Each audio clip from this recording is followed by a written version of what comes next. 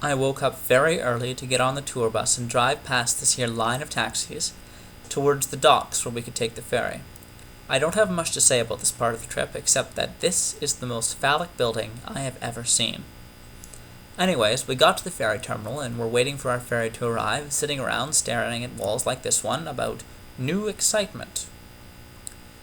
They also had several advertisements for establishments in Macau, including this one for the City of Dreams.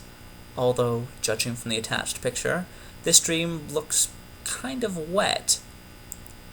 Anyways, eventually we got on the ferry, which is much more like a jet than a boat, which would explain why it's called a jet boat. Each of the seats had this on the back, which was pretty disturbing because we didn't have any seat belts to buckle up. If you ever have a chance to travel by jet boat, take it. The trip was fantastic, even if I did get slightly seasick. This hill, for example, had a hatch in it. These guys are riding a motorboat on the open ocean, which seems like madness to me. My first sight of Macau had me wondering whose idea it was to build a bridge over the ocean and not raise it higher than a slightly stormy wave. The very first thing you notice about Macau is how many languages there are on every sign. 3. English, Chinese, and Portuguese. Macau was a Portuguese colony for hundreds of years, and all official government business is still conducted in Portuguese, despite the fact that very little of the population speaks it. Anyways, we hopped in our tour bus, which is called a King Long, and toured the streets of Macau, which are tinier than anything I've ever experienced before. I would feel nervous driving a smart car down one of these streets, never mind a bus with cars parked on both sides. But what's important to notice is that the buildings look shabby. Also, notice all the mopeds. 40% of the population rides them because they can actually navigate the city, unlike anything on four wheels. The coolest thing about Macau? Cobblestones! Cobblestones are awesome. The first stop on our trip was this here Catholic church. It would easily be the largest church I have ever seen, except that it burnt down 100 years ago. The front's still there though, and it's pretty cool. There's a bunch of significance to the arches and the statues and stuff, but I don't know what it is, so you'll have to make up your own, I guess. Anyways, in a very progressive move on both sides, there was this little Buddhist temple attached to the church. It was not burnt down, but it was also not in use as far as I could tell. There was a wall around the whole area because it used to be a fort. The Chinese told the Portuguese they were not allowed to build their wall out of stone, so instead they had to pack this dirt real tight. After taking a look at that, we headed off to the Macau Museum, which was super keen, although I did not have nearly enough time to wander around in it. They had a bunch of stuff about language. For example, this here chart of the progression of the word T in various languages.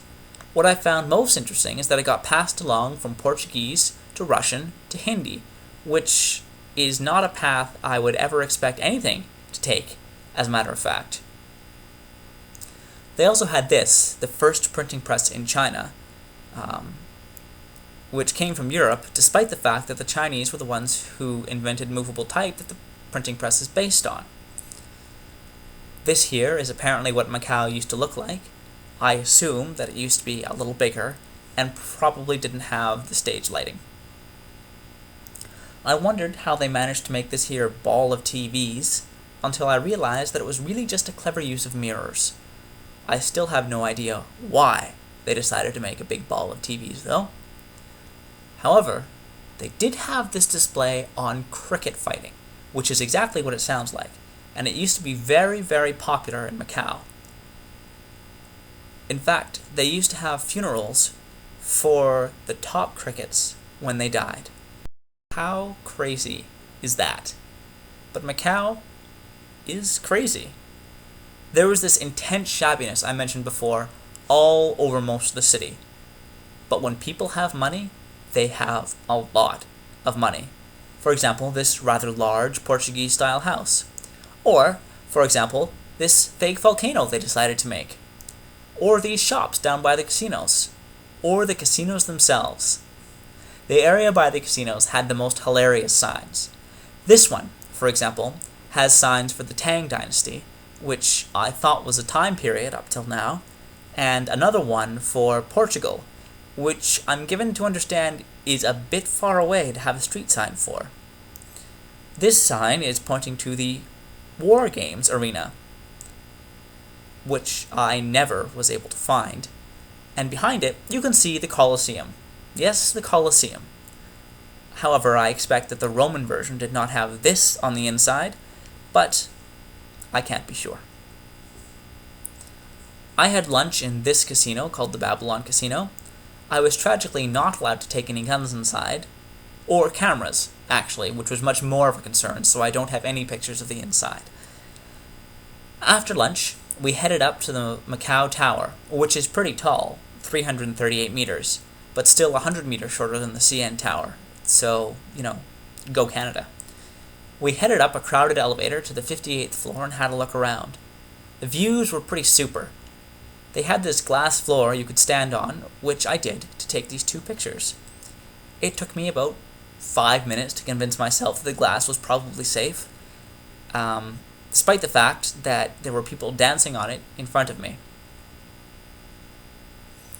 2 floors up, they have the world's highest bungee jumping platform, which I watched someone jump off of. They also had this skywalk thing where you can walk around the outside of the tower on this little tiny ledge. I'm pretty sure that if I had, maybe a whole day, I might be able to make it all the way around. But maybe not. After that, we went to a Buddhist temple. This temple is where Macau got its name from. Some Portuguese sailors were lost, and they went into the temple to ask where they were.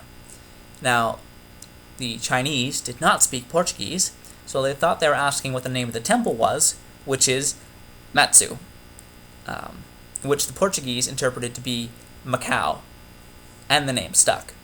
Sound familiar? Like maybe the naming of our very own country?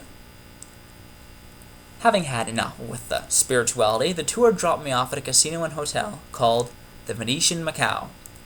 I assume that it's quite similar to the Venetian in Las Vegas, but I haven't been there, so I'll just have to hope. The thing is, it's called the Venetian because they decided to make Venice inside the hotel. That's not the real sky there, it's a fake. They also decided that they would have canals. Yes, real canals with real gondolas inside the building. You could pay money to ride on one of those gondolas, but it seemed weird and creepy and sad to do it myself, so I didn't. Also, the line was very long. They also had street performers. In case it's not clear what these guys are doing, they're puppeteers. All the canals had stores along them. I found this, which I thought was going to be like the East Pole or something, but turned out to be a meeting point for shopping tours.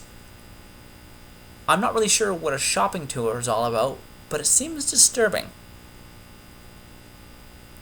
The last thing I wanted to mention is that Cirque du Soleil was performing at the hotel that I was at, but unfortunately they weren't performing the day that I was there. So I took this picture in the lobby, and it may be the closest I ever get to a Cirque du Soleil show, which is rather tragic. I also went inside the casino part, but I was not allowed to take my camera in there, as I already mentioned, so I don't have any pictures. Also, the minimum buy-in was $150 Canadian, so I decided not to play any games. I don't have that much confidence in my card skills. Mostly, I wanted to spend more time everywhere I went. I could have easily spent a week in Macau, looking at all the history and such. Both the church and the temple that I went to are World Historic Sites recognized by the United Nations. And of course, the sheer opulence of the casinos is something else. I imagine it's quite similar to Las Vegas, only with more Chinese people. Oh, and I guess there's an ocean instead of sand. But Macau is a strange place. A place that I would highly recommend you visit the next time you're in Hong Kong. Which, of course, all of you will be.